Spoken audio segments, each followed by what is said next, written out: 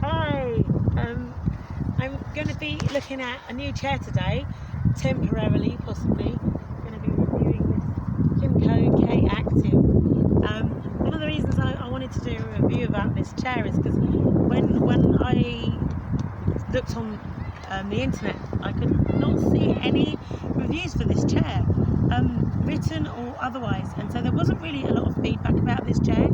Now, this chair is a very low-end price range chair with quite a surprising spec. So just a bit about this chair. As you can see, it's a rear-wheel drive. It does have quite a tight turning circle on account of the fact that it's only 108 centimetres long, so quite a short chair. Also, it doesn't have modular seating, but you can pretty much adjust anything. So the arms can go out to about 24 or 5 inches, I think, and into 18. And the arms on the side are adjustable. We've just done them today. And it also has quite a nice feature for someone that doesn't want things that break down all the time, which is that you can adjust the backrest using a strap.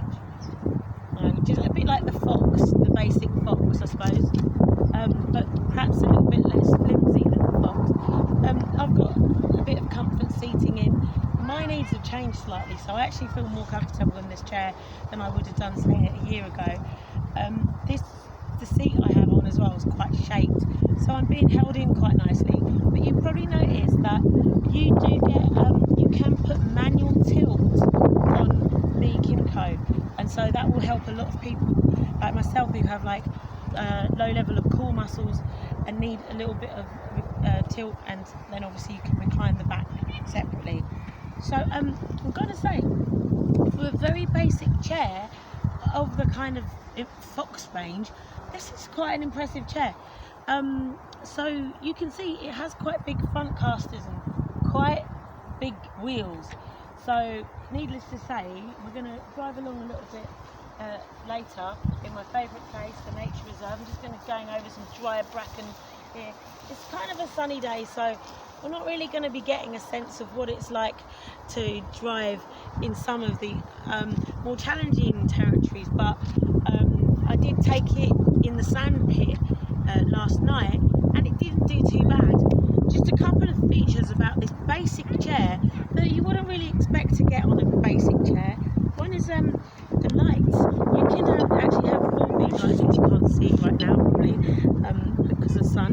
You can have full beam lights, and it has indicators as well, which is something that some people might really like. But the other thing is that it can go 6 miles an hour. I think it's a little bit faster than 6 miles an hour. But I'll give you an idea. I'm going to get my husband to jog alongside to give you an idea of the kind of speed. Yeah.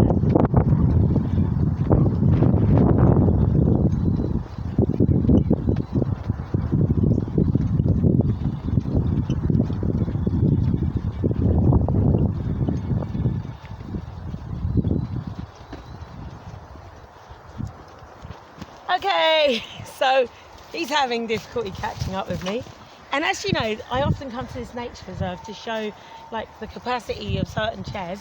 Yes, I know I've been criticised for taking chairs out that were not off-road chairs, but I'd just like to remind everyone I actually live here, so like there's no pavements here that are flat or anything like that. Anyway, as you probably noticed, even though we were going 8 miles an hour, the suspension was, 6 miles an hour. The suspension was pretty good. Suspension's pretty good. It tops the Bora. I don't know why exactly. As you all know, I love my Bora, and it's going today. It's going to a new home. I'm very glad to see it going. I got this chair because I wanted to go faster and I wanted to have lights, because living more in the countryside sort of thing, when I go out I go straight into the countryside. I need a bit of speed sometimes to catch up with my son that I care for, and also lights in the countryside is really important. So I've put the speed down now, and you've seen me do this in a Bora, and you've seen me do this in a TVS, and I think I'm virtually not even moving. It's a nice ride. It's a really smooth ride. The suspension's good because the suspension isn't too loose. honest, with the Bora I felt like I was always being thrown about. This is tighter suspension, so I mean it's not doing as much as it would do, as a lot of chairs would. But what I will say is, some people like me, I feel particularly sensitive to too much suspension. It really knocks my neck about when I get involuntary movements of my neck, and it actually sort of accentuates it. So I'm going on this gravel path. I don't know if you remember me reviewing some other chairs on this gravel path. Ben takes a picture of the type of gravel that we're on. Yeah, I mean, I don't really want to go too near those people, excuse me. I'm just going to use my mask.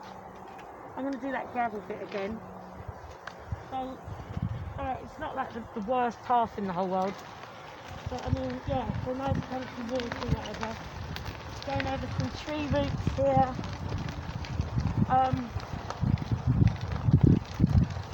It's quite good. And I would say if there was a bit of a flaw, like, so for a basic chair, you got to remember it's a basic chair. And you can put any backrest you like on the back, really. If there was a flaw, I'd probably say the flaw would be it only weighs 98 kilograms, so it doesn't have a lot of traction. And obviously, as soon as it's a rear-wheel drive, you're going to struggle with the traction anyway. But it doesn't have a lot of traction, and you probably will come a bit of a cropper on like more silty ground. But if you want a nice outdoor chair that's fast, and I'm going to say this chair, by the way, is really beautifully positioned. I was surprised at how comfortable positioning of it is. Like, the shape is quite bucketed, and you can make the tilt go up more, and you can make the back recline a lot more, so you can even have it even a lot more comfortable than this. But you know, if you want a chair that's more like sitting somewhere between a power chair and a mobility scooter, and you don't have to have specialist seating, or obviously you can put your own backrest on it, then this is a great budget chair, and nice and fast, and parts you can get them off eBay fairly cheaply. So I think I've pretty much finished my non-professional review of said new chair now. Thank you. Bye.